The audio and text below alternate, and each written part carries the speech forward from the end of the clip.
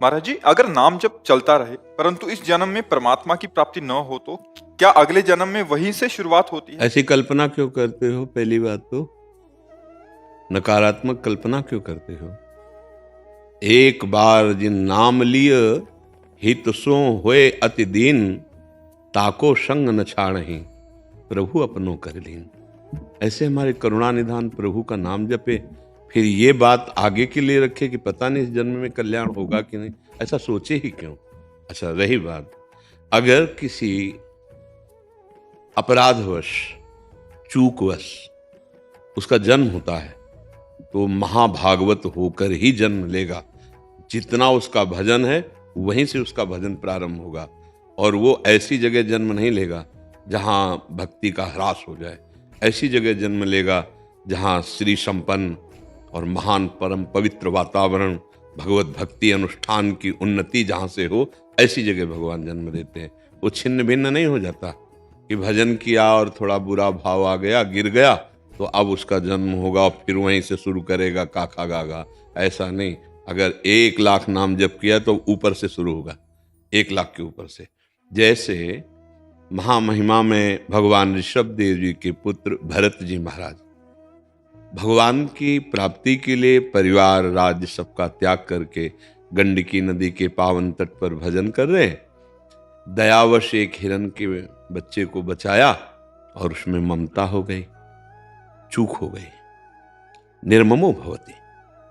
अगर हमें माया से पार होकर भगवान की प्राप्ति करनी है तो यो संगास त्यजति, यो महानुभाव सेवते निर्ममो भवति। तो उन्होंने भगवान की प्राप्ति के लिए सब संगों का तो त्याग किया, और महापुरुषों के द्वारा सेवित शालिग्राम भगवान जहां प्रकट होते हैं ऐसी नदी का सेवन किया। और उनके सबसे बड़े महापुरुष पिता ऋषभदेव जी बहुत बड़े महापुरुष हुए हैं। वो तो भगवान के अवतार थे, और परमहंसों के आचरणों का उन्होंने स्वयं अपने जीवन में करके दिखाया, पर चूक हो गए। तीसरा जो सूत्र था निर्ममो भवति, वो उसमें चूक गए और ममता कर बैठे। हिरन में तो अगला जन्म हिरन का हुआ, पर हिरन के रूप में भी वो भजन ही करते रहे।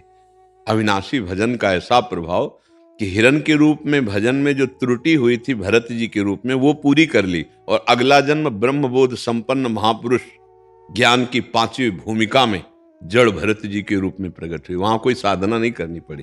तो भजन कभी निष्फल नहीं होता। चूक हो जाए तो जन्म हो सकती, पर हम ऐसी रास्ता क्यों छोड़ें?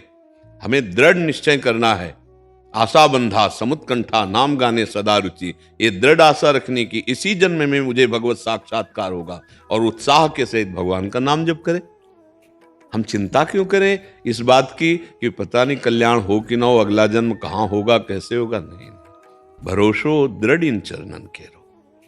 प्रभु के सी चरणारविंद का दृढ़ भरोसा है, नाम है, फिर क्या दिन। समुझ जाए शरण ते डरत ना काल डर। अब क्या है?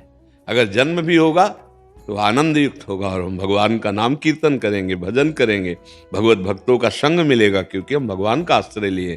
पहली बात तो चूक ना हो।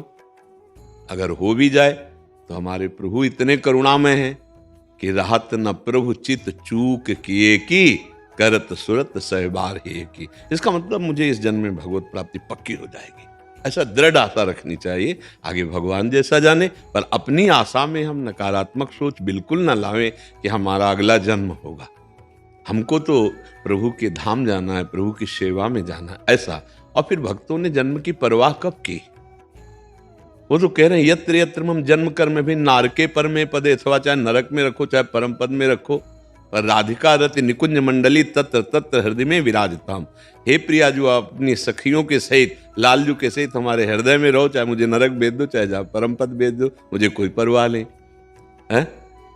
अर्थ न धर्म न काम रुचि गति न चाहो निर्वाण, जन्म जन्म रति राम पद यह वरदान। भक्तों ने कभी जन्म को बुरा ही नहीं माना। मेरा जन्म हो लेकिन आपके अनुराग में हो। जे जोनि जन्मो कर्म बस, तहाँ राम पद अनुराग हो। भगवान के चरण पर हम कहते हैं ऐसी आशा ही क्यों रखे? हम साक्षात इसी जन्म में प्रभु के पार्षद बनकर उनकी संग सेवा में जाएंगे। ऐसी आशा रख के फिर प्रभु के आगे की बात हो, जैसा चाहे वैसा करें। समझ रहे हैं आप?